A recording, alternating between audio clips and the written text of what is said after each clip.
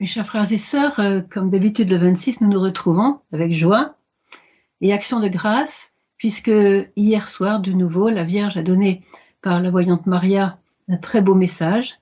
Et il y a eu Ivan et Maria dans la chapelle de l'apparition, dans la chapelle de l'adoration, pardon, et j'ai eu la grâce de pouvoir assister à cette apparition derrière les deux voyants. Et je vais donc vous transmettre le message que la Vierge a donné. D'abord, un petit peu de nouvelles. D'abord qu'on aura le Festival des Jeunes donc du 26 au 30 juillet, donc du mercredi 26 au dimanche 30 juillet. C'est déplacé donc fin juillet au lieu de début août. Bon, c'est comme ça. Et puis aussi, vous avez la session des Béatitudes à Lourdes du 13 au 16 juillet. Voilà. Vous avez des speakers intéressants, donc voilà. Renseignez-vous, on vous enverra aussi les informations.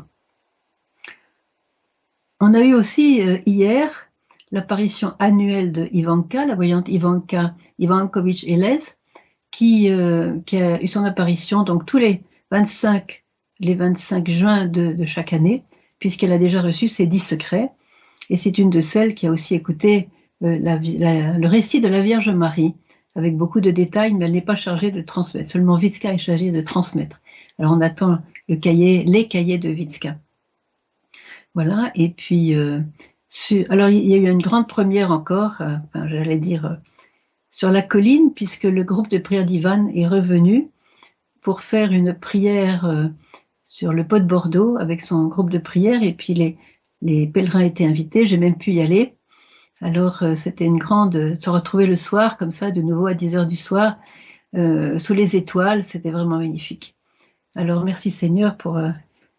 j'ai retrouvé un petit peu le Medjugorje du début, avec les apparitions du soir sous les étoiles, extraordinaire, voilà. Alors, bon, je vais vous lire maintenant le message. Chers enfants, le Très-Haut me permet d'être parmi vous, pour prier pour vous, pour être une mère pour vous, et pour être votre refuge. Petits enfants, je vous appelle, revenez à Dieu et à la prière, et Dieu vous bénira abondamment. Merci d'avoir répondu à mon appel. Alors à nouveau, vous voyez que la Vierge a fait très court, mais très dense. Elle a dit beaucoup de choses essentielles. Et je vais essayer, pauvrement, mais humblement, de faire un petit commentaire de ces mots-là. D'abord, la Vierge Marie est une mère. Elle est reine de la paix, elle est en même temps mère de la paix. Et c'est une vraie mère. Et quand elle dit le Très-Haut me permet d'être parmi vous, c'est certainement parce qu'elle avait demandé. Elle a vu la misère de son peuple, de ses enfants. Je n'ai pas besoin de vous décrire la misère du monde d'aujourd'hui. Donc, elle a demandé, ben voilà, il faut que j'y aille, il faut que j'y retourne, il faut que je les aide. Il faut que je me montre, que je leur parle, il faut que je les enseigne, il faut que je les console. Alors, le Seigneur a permis qu'elle soit à nouveau parmi nous. Vous savez que, d'après ce que j'ai compris de Vitska, la Vierge n'avait pas prévu de rester pendant tant d'années, mais ça a été prolongé, à cause justement du fait qu'on n'avait pas très bien écouté et que le monde s'est plongé dans une certaine obscurité des consciences, on peut dire, et donc des grandes difficultés que vous connaissez aussi bien que moi. Donc, elle est venue aussi donc parmi nous, d'abord pour prier pour nous, c'est important. Quand les voyants voient l'apparition tous les jours, eh bien, attendez, il faut que voilà, merci. Il faut savoir que d'abord, elle vient pour prier avec les voyants. Elle vient pour intercéder avec eux. C'est pas tellement souvent qu'elle donne des messages personnels pour les voyants, mais elle vient surtout pour prier chaque jour avec eux. Donc c'est ça, c'est important. Et puis comme mère, elle voudrait être parmi nous parce que il y a beaucoup de mères qui nous écoutent, même des grands-mères, et on sait que les mères aiment bien avoir leurs enfants autour. Quand un enfant doit partir de la maison pour faire sa vie, entre guillemets, c'est toujours comme un nouvel accouchement pour la maman. C'est difficile, mais ça fait partie de la vie et c'est nécessaire aussi. En tout cas, elle aime venir parmi nous. Elle aime être parmi ses enfants. Elle aime nous regarder, elle aime être avec nous pour nous consoler, pour nous instruire. Elle aime ça, voilà. Et donc le Seigneur lui a permis. Combien de temps va-t-il encore lui permettre? Je ne le sais pas. Et c'est pas la question de toute façon. On va prendre chaque apparition, chaque jour, chaque moment avec elle comme un trésor unique. C'est ça qui est important. Donc elle vient pour prier pour nous. Alors je voudrais vous signaler un message qu'elle a donné il y a quelques années, qui est très intéressant. Elle a dit « Jésus écoute toujours sa mère ». Autrement dit, quand vous voulez atteindre Jésus avec une intercession particulière, bien sûr, bonne intercession, eh bien, passer par sa mère, c'est très très bien, c'est très fructueux. Je voudrais vous donner ici un exemple qui m'a beaucoup frappé, je l'avais raconté déjà il y a quelques années.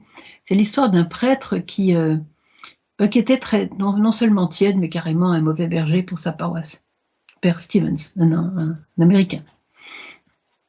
Mais il priait jamais, mais enfin bref. Alors, il a eu un accident de voiture très grave et puis il s'est retrouvé devant le trône de Dieu. Et là, vous savez, quand on est mort et qu'on est devant le trône de Dieu, il y a la lumière. Il n'y a plus à jouer à cache-cache avec Dieu, il n'y a plus à jouer jouer au plus fin, etc. Non, on sait exactement dans la vérité les choses. Et il savait que vu la vie qu'il a eue, eh bien, il était voué à l'enfer. Voilà, le Seigneur n'était absolument pas dans sa vie, il était voué à tomber en enfer. Il le savait et il savait que c'était justice, que c'était normal, voilà. Et donc, le Seigneur a confirmé, oui. Et à ce moment-là, il a entendu une voix féminine qui disait « Fils, on pourrait sauver cette âme, on pourrait lui donner une deuxième chance. » Et il a entendu la voix de Jésus répondre à sa mère « Mère, il était prêtre pour lui-même et non pas pour moi. » Et elle l'a renchéri dans son intercession. Oui, mais si on lui donne une deuxième chance, peut-être qu'il se convertira et il se sauvera. Et là, il a entendu à nouveau la voix de Jésus qui disait « Mère, il est à toi. » Et à ce moment-là, il s'est retrouvé sur la terre, il est revenu sur la terre. Et je peux vous dire, moi j'ai longuement parlé avec lui au téléphone, je peux vous dire qu'il est devenu un saint prêtre. Il a eu la leçon. Et en fait, je lui ai demandé, mais pourquoi tu avais une sentence tellement énorme d'aller en enfer? Il m'a dit deux choses. Je ne priais jamais. Je ne disais jamais mon bréviaire. C'est quand même une chose imposée aux prêtres, aux diacres. La prière de l'Église, une prière. Si les prêtres ne prient pas, que vont faire les fidèles, voyez? Donc il ne priait pas. Et surtout, il était dans une paroisse assez riche et il avait beaucoup d'amis paroissiens qui étaient riches. Et ces paroissiens vivaient dans le péché. Et pour ne pas perdre leur amitié, il ne leur donnait pas l'évangile. Parce que l'évangile les aurait obligés à changer de vie. Et il ne voulait pas les déranger, il ne voulait pas se mettre à dos ces paroissiens-là, parce qu'ils profitaient de leur argent. Alors une voiture, de la nourriture, de ceci, de cela, voilà, il était comblé de cadeaux de la part de ces paroissiens riches, et pour ne pas perdre leur amitié, il avait tué l'évangile qui aurait pu les sauver. Et ça, c'était très grave. Et voilà. Alors non, tout ça pour venir à ce dialogue extraordinaire devant le trône de Dieu, Marie qui intercède et qui a réussi à obtenir de son fils que ce prêtre, ce mauvais prêtre, revienne sur la terre pour devenir un bon prêtre et être sauvé. Voyez la puissance de l'intercession de la Vierge Marie. Alors, je vous recommande, quand vous vous adressez à Jésus, n'hésitez pas, passez par Marie. Le Seigneur est venu au monde à travers la Vierge Marie. Il reviendra à travers la Vierge Marie. Et donc nos prières montent à travers les mains de la Vierge Marie, vers le cœur de la Vierge Marie. C'est important à savoir. Donc la Vierge vient pour prier pour nous. Alors ça, c'est grand, c'est très très grand, parce que sa prière est une flamme d'amour devant le trône de Dieu. Donc elle vient pour prier pour nous et pour être notre refuge. Ah non, excusez, avant le refuge. Elle dit pour être une mère pour vous. Alors je voudrais m'arrêter là. Qu'est-ce qu'une mère? Une mère, c'est une femme qui conçoit l'enfant, qui le porte dans son sein, qui le porte avec amour. C'est bien aussi de parler avec l'enfant dès qu'il est dans le sein de la mère, qui se nourrit de manière un petit peu spéciale pour protéger la grossesse, la croissance de l'enfant, puis déjà commence à faire des plans, faire des films sur l'enfant, etc., qui prépare tout pour sa naissance. Et surtout, c'est une mère qui va donc donner naissance à l'enfant et qui va accompagner l'enfant, qui va lui apprendre tout, qui va l'accompagner. Et c'est une mère dont le cœur est fait de compassion, c'est-à-dire elle va souffrir quand il souffre, elle se réjouir quand il se réjouit, quand il va bien grandir, elle va être vraiment fière de lui et tout ça, vous voyez. Donc une mère, c'est ça. Et puis une mère telle que la Sainte Vierge, c'est beaucoup plus. Ma maman, quand elle m'a mise au monde, je la remercie, elle a été bien utile dans les mains du Seigneur pour ça, parce que j'existe maintenant sur la terre. C'était très bien qu'elle me mette au monde, mais elle m'a donné un corps pour mourir. Dans quelque temps, je ne sais pas quand, eh bien, je vais mourir. Elle m'a donné une vie pour mourir. Mais la vie que Marie nous donne comme mère, notre mère céleste, c'est une vie dans l'esprit qui ne va pas mourir, qui va durer pour l'éternité. Donc il est bon d'honorer, comme dit dans les 10 commandements, honorer votre père et votre mère, mais honorer aussi votre mère du ciel, c'est-à-dire le Père du ciel ici. Parce que cette vie, elle porte l'enfant Jésus dans son sein, et comme elle a l'enfant Jésus aussi dans son sein, elle nous a, elle. Serge Enfant nous dit-elle, comme j'ai porté l'enfant Jésus dans mon sein, de même je veux porter chacun de vous sur le chemin de la sainteté et du salut. Donc elle nous porte comme une mère porte son enfant avec amour, mais surtout elle nous porte vers cette vie éternelle, voyez.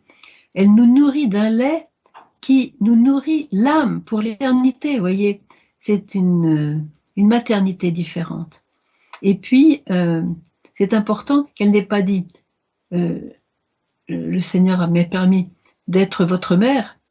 On le sait, ça fait déjà 2000 ans que Jésus a, entre guillemets, a créé la maternité de Marie à la croix. Voici ta mère, a-t-il dit à Saint Jean. Mais elle n'a pas dit pour être votre mère, elle dit être pour vous une mère. Ah, une petite différence. Ça veut dire que, eh ben, elle va être d'autant plus notre mère, activement notre mère et féconde comme mère du ciel, dans la mesure où nous l'accueillons comme mère. On peut bien l'accueillir, on peut ne pas l'accueillir. Alors je voudrais faire une petite comparaison avec un message de sœur Faustine qui dit que voilà, le Seigneur, elle était à la messe et puis elle a vu le ciboire arriver avec le prêtre et dans le ciboire, elle a vu les hosties. Bon, tout le monde a vu un ciboire avec des hosties, c'est voilà, des hosties, voilà, toutes simples. Mais parmi ces hosties, il y avait une hostie qui était vivante, vous voyez, qui pulsait, qui était vivante, voilà. Or, le prêtre a donné à sœur Faustine cette hostie-là. Et alors, après, quand elle est revenue dans sa cellule, elle dit, mais Seigneur, pourquoi moi j'ai eu cette hostie-là, et pourquoi toutes les hosties n'étaient pas vivantes comme celle que tu m'as donnée? Et le Seigneur lui a répondu, oui, je suis vivant dans toutes les hosties, complètement vivant dans toutes les hosties. Mais toutes les âmes ne me reçoivent pas de la même façon, comme toi tu me reçois. Et donc, plus nous recevons Jésus avec amour, avec un cœur ouvert, un cœur disponible, un cœur humble, un cœur contrit aussi, puisque nous sommes pécheurs, un cœur joyeux de recevoir notre Seigneur, notre Sauveur, voilà, et bien plus nous le recevons avec amour, et bien plus il se donne, jusqu'à se donner complètement, nous dit la Sainte. Il se donne complètement, mais est-ce qu'il est reçu complètement? Non, ça dépend de l'ouverture de notre cœur. Eh bien c'est pareil pour la Vierge Marie. Là, elle dit, voilà, le Très-Haut m'a permis d'être pour vous une mère.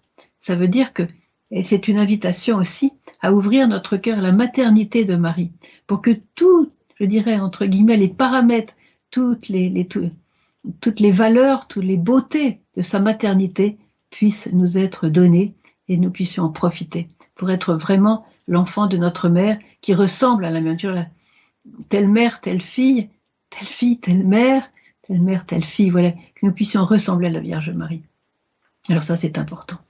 Ensuite, elle dit, le Très-Haut m'a permis d'être parmi vous pour être votre refuge. Alors, je voudrais m'arrêter sur le mot refuge.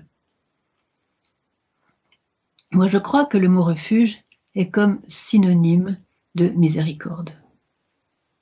Synonyme de miséricorde. Vous savez, aujourd'hui, avec les difficultés politiques et économiques et voilà, et de santé aussi, beaucoup cherchent la sécurité et cherche des endroits où il y aura comme un refuge. Alors, je ne vais pas parler des 3 jours de ténèbres, bien que,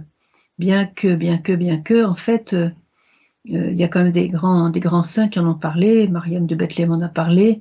Vous voyez, attends, je vais essayer de dire juste le mot.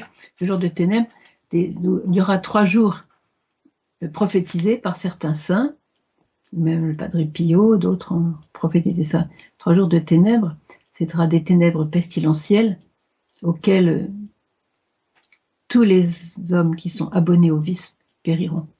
Donc, ça sera un grand lessivage, je dirais, de l'humanité. Bon, je n'arrête pas là-dessus parce que c'est... La Vierge n'en a pas parlé à Medjugorje, donc je ne vois pas pourquoi j'en parlerai beaucoup, mais comme des saints en ont parlé et qu'elle nous demande de lire la vie des saints, ça peut quand même se loger un petit peu dans mon discours. Voilà. Donc ce refuge, c'est aussi quelque chose qui a été dit par la Sainte Vierge à plusieurs reprises. Je voudrais citer un message, je crois que c'est dans 2017, la Vierge a dit, Satan va régner.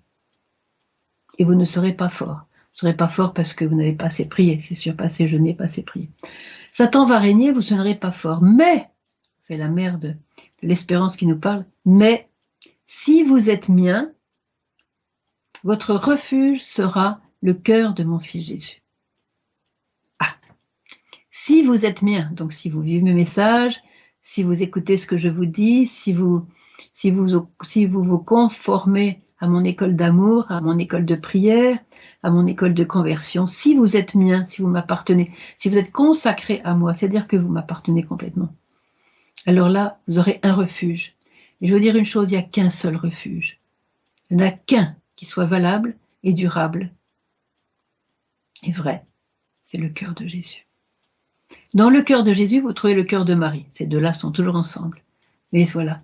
Et je crois que c'est important de le savoir, qu'elle le répète encore aujourd'hui, voyez, ce refuge, parce que nous cherchons des refuges matériels. On est très occupé par le matériel, le matérialisme, le succès, l'avoir, la réussite, etc. Mais tout ça, c'est du sable, c'est du vent. Et la Vierge nous demande de préparer ce refuge. Et elle est notre refuge, elle habite dans le cœur du Christ. Alors, attendez, j'avais pris quelques notes. Il y a aussi un message de Sœur Faustine. Le truc, il est là. Ah non, il y a un message de Sœur Faustine que je voudrais vous lire, parce que justement, elle parle du refuge. Et c'est un petit peu ce qui va se passer aussi dans l'avenir. Je vais consulter.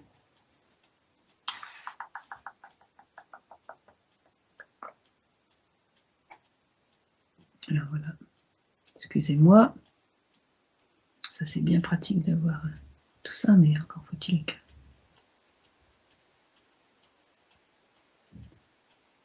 Écoutez bien, c'est le numéro 698 dans le Petit Journal.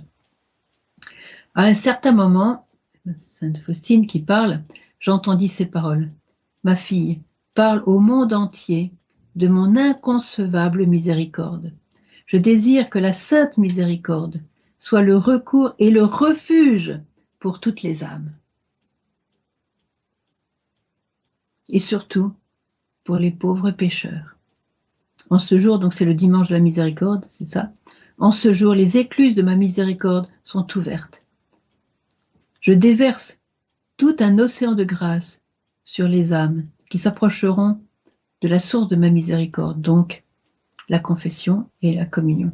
Toute âme qui s'approchera de la confession de la Sainte Communion recevra le pardon complet de ses fautes et la remise de leur punition, de leur peine en quelque sorte, du purgatoire. En ce jour sont ouvertes toutes les sources divines par lesquelles s'écoule la grâce. Qu'aucune âme n'ait peur de s'approcher de moi, même si ses péchés sont comme l'écarlate.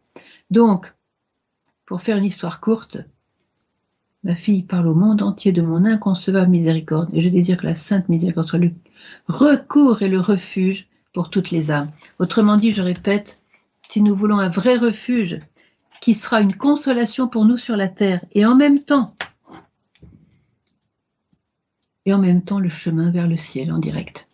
voyez, le ciel en direct, parce que le désir de Dieu, c'est qu'on aille au ciel en direct.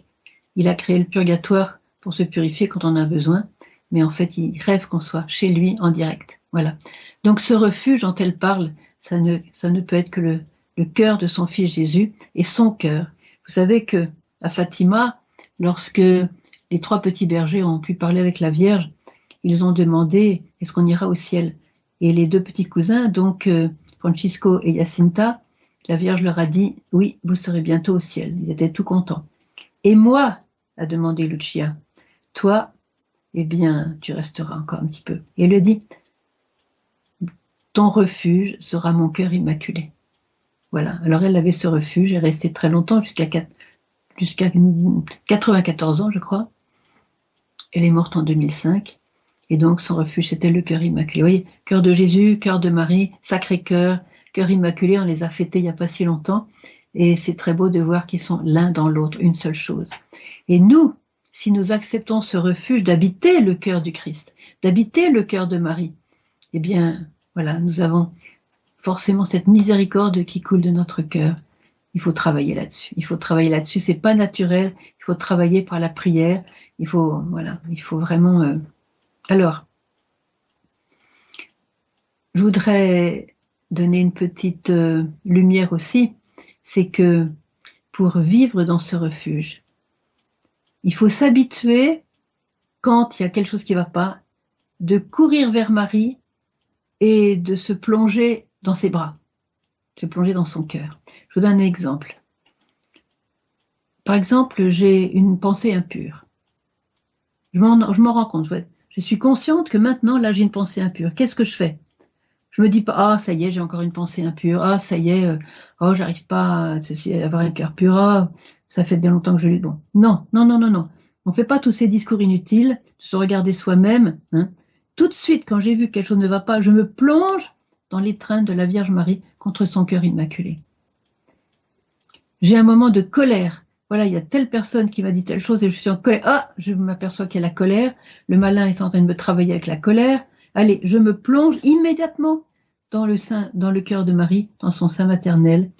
Et petit à petit, la colère s'apaise. J'ai peur parce que j'ai peur. Voilà, il y a quelque chose qui s'est passé et ça me fait peur. Allez, je vais pas laisser la peur. La peur ne vient pas de Dieu. Je vais tout de suite, je cours vers Marie et je l'étreins et je me plonge dans son cœur immaculé. Et à ce moment-là, qu'est-ce qui se passe? Ma faiblesse, mes émotions, ma dépression, tout ça, tout ce qui ne va pas en fait, eh bien, en quelque sorte, disparaît petit à petit. Ça fond dans le cœur immaculé de Marie. Et comme ça, on a remporté une belle victoire, voyez. Alors donc, il faut, le travail que l'on peut faire, c'est de reconnaître ce qui nous enlève la paix. La peur, le sentiment de jalousie, sentiment de haine, sentiment de tristesse, un sentiment enfin, on est en train de concocter un mauvais plan, on est en train de se replier sur sa dépression, fermeture du cœur, etc. Allez. Alors, il faut d'abord reconnaître la tentation, l'action du tentateur, et à ce moment-là, tout de suite, quand on l'a reconnu, eh bien, on reconnaît que c'est ce qui nous enlève la paix. Alors, se plonger dans le cœur de Marie. Vous savez, les pères du désert, qui étaient beaucoup des grands saints, ils avaient décidé d'aller dans le désert, et là, dans le désert, ils se purifiaient. Et ils demandaient à Dieu la lumière pour voir les péchés qui étaient en eux, les mauvaises tendances, les faiblesses, les noirceurs, je dirais, voyez, les ombres, pour s'en purifier. Alors par le jeûne, la prière, ils faisaient des travaux très simples, et ils passaient leur vie dans le désert sous le regard de Dieu, avec les luttes contre Satan continuelles pour se purifier. Eh bien, nous, on n'a pas de désert. Je dirais même qu'on est très loin du désert avec tout le bruit qu'il y a, toutes ces machines-là qui font constamment, qui nous accrochent l'attention, etc. Vous voyez, c'est toujours... Bref, le désert, il faut vraiment le chercher pour le trouver. Le silence du désert, la solitude du désert, être en face à face avec Dieu, il faut vraiment donner du mal pour le trouver. Eh bien, notre désert, c'est le cœur de Marie. Notre désert, c'est le cœur de Marie. Et c'est là que nous allons nous purifier. Et c'est cela qu'elle nous offre aujourd'hui. Comme jamais encore auparavant, le cœur de Marie nous est présent dans toute l'humanité. Pourquoi elle apparaît si longtemps à Medjugorje? C'est parce que chaque jour qu'elle apparaît, Satan perd un peu plus de son pouvoir, elle rapproche l'humanité de nous, de son cœur, du cœur de Dieu.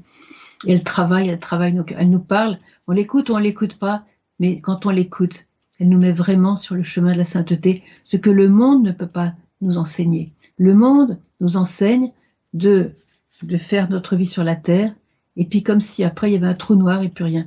Et donc qu'est-ce qu'on aura accumulé, qu'est-ce qu'on aura travaillé, qu'est-ce qu'on aura construit dans le monde de choses matérielles, tout ce qu'on aura obtenu, et passer beaucoup de temps pour travailler à ça. Il y a des choses bonnes, bien sûr, c'est très bien de construire des choses sur la terre et tout ça. Mais qu'est-ce qui restera? Il restera l'amour avec lequel on l'a fait. Il restera les fruits de la prière, il restera la beauté de notre âme. Et Marie nous dit, chers enfants, n'oubliez pas.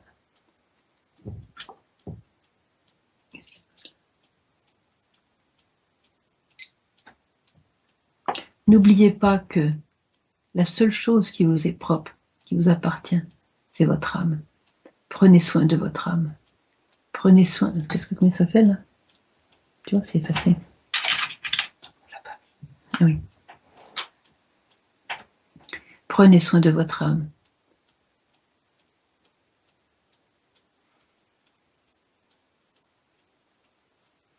Lorsque vous vous présenterez devant le trône de Dieu, nous dit la Vierge Marie,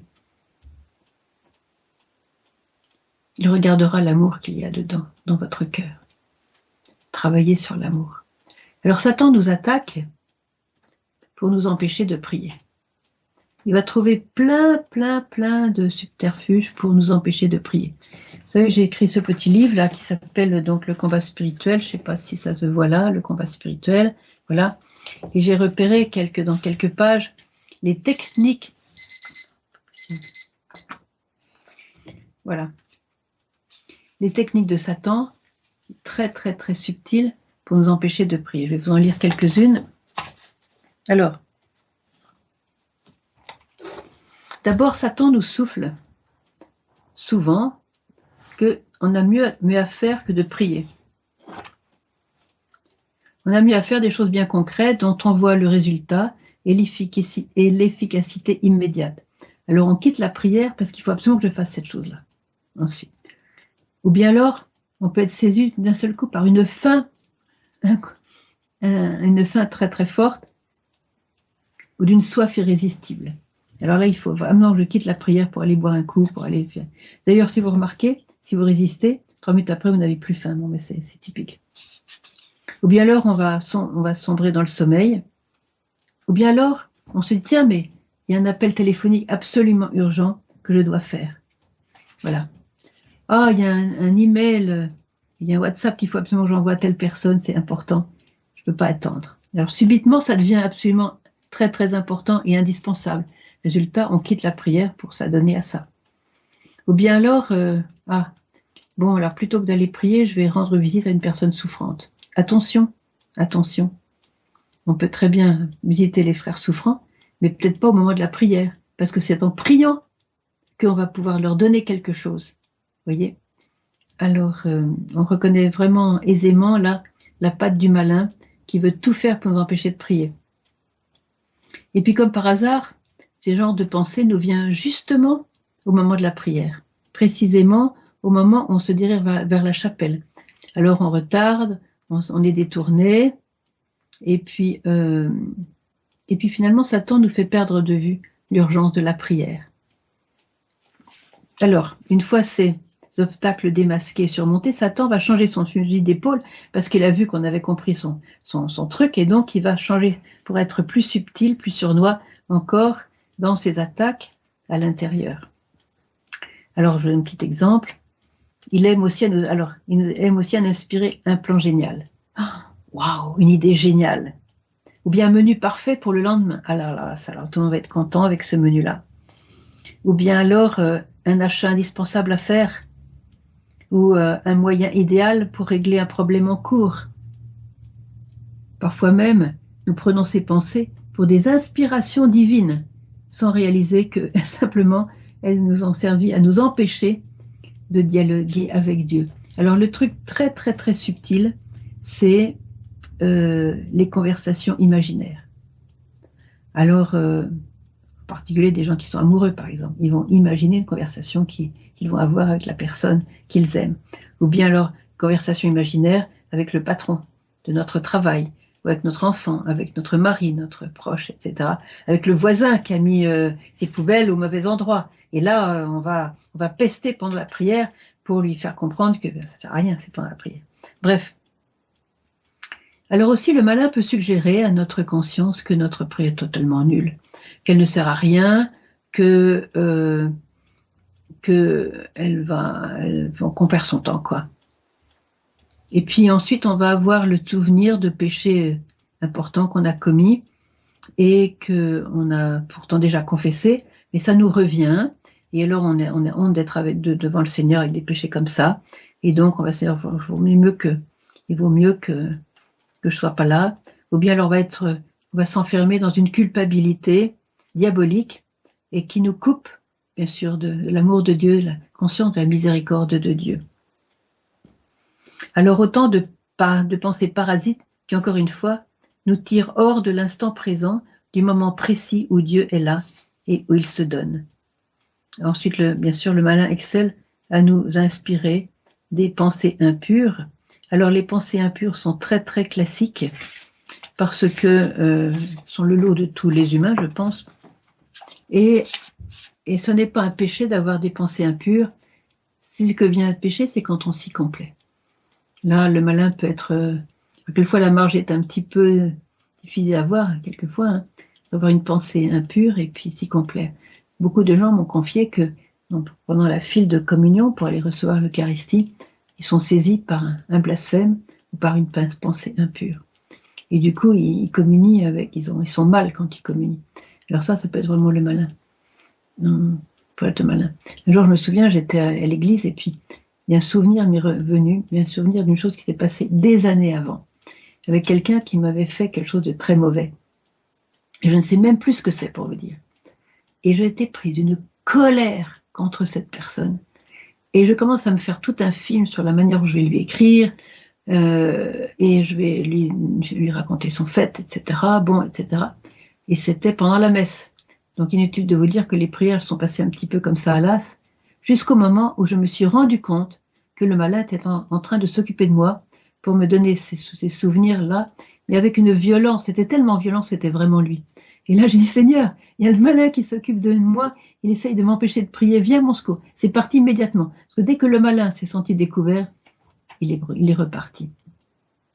Donc, vous voyez, c'est très important d'avoir conscience de ce qui ne va pas en nous, de surtout revenir vers Dieu avec cette conviction qu'il est miséricorde. Je continue le message, j'ai fait un petit peu sur le refuge.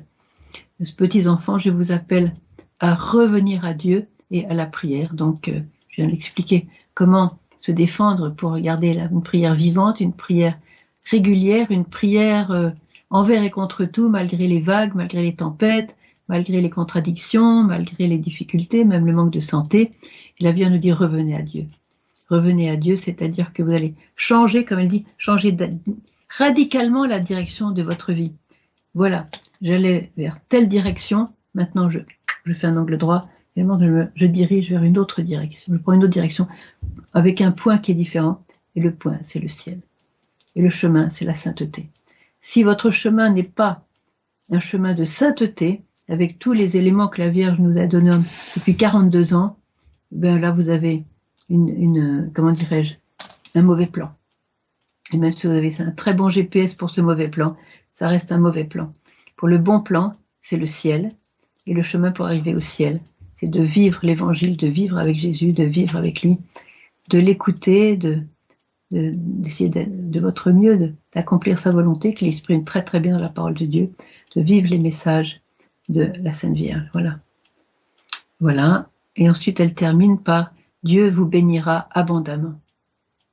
Donc, s'il revient vers Dieu et à la prière, Dieu nous bénira abondamment. Alors, beaucoup me demandent, mais c'est quoi la bénédiction? C'est quoi la bénédiction? Alors, le mot hébreu, c'est bracha, c'est un mot très très riche. Et si on commence à vous expliquer ça, on en aura pour jusqu'à demain matin. Et je vais me focaliser sur une chose. La bénédiction que le prêtre vous donne à la fin de la messe, eh bien, c'est Jésus qui vous la donne. Et qu'est-ce que c'est que cette bénédiction? Eh bien, c'est comme si, alors je vais prendre des mots un petit peu, pas très théologiques peut-être, hein, mais c'est ça, l'idée c'est ça. C'est comme si une étincelle de Dieu lui-même, une étincelle divine, sortait de lui pour vous atteindre et vous habiter. Voyez? Et vous êtes enrichi pour l'éternité de cette nouvelle beauté, de cette nouvelle grâce, de cette nouvelle valeur, en quelque sorte, de cette nouvelle beauté surtout. Voyez. Alors, très souvent, à la fin de la messe, bon, on se prépare à partir, on reçoit la bénédiction, on fait le signe de croix, tout ça, et on s'en va. Mais c'est très rare que les gens vraiment se disent, Seigneur, maintenant j'ouvre mon cœur, le prêtre va me donner sa bénédiction, c'est toi Jésus qui me bénis, et je reçois cette bénédiction de ta main. N'oubliez pas que le dernier geste de Jésus sur la terre, c'était quoi? C'est de bénir ses apôtres. Avant de s'élever vers le ciel, il a béni ses apôtres. Nous pouvons nous mettre à chaque messe sous la main de Jésus qui s'élève vers le ciel, qui a béni ses apôtres. Nous sommes ses apôtres, et donc d'essayer vraiment de... Je peux me donner l'heure là, qui n'apparaît pas. Ben non, ça n'a pas marché. Bon, Yann, ça fait combien de temps? Il faut que je finisse là, oui. D'accord. Bon. Alors, voilà, j'étais un petit peu trop longue. Donc, qu'est-ce que je voulais dire? Oui, alors, quand nous recevons la bénédiction du prêtre, c'est Jésus lui-même qui nous bénit. Nous allons donc encore maintenant nous mettre sous cette bénédiction. Et à chaque fois, c'est, je dirais, encore une étincelle de la personne de Dieu qui vient nous enrichir de ses beautés, de ses valeurs, sa grandeur, sa divinité. On est divinisé par la bénédiction. Alors, recevez cette bénédiction avec tout votre cœur. Et la Vierge termine comme d'habitude. Merci d'avoir répondu à mon appel, en espérant que nous allons répondre à son appel. Alors, nous allons décider tous. J'ai essayé comme j'ai pu de faire un petit commentaire, mais de répondre vraiment à son appel. Et bientôt, nous allons passer donc aux questions. Prenez des questions qui touchent vraiment le message si possible. Voilà.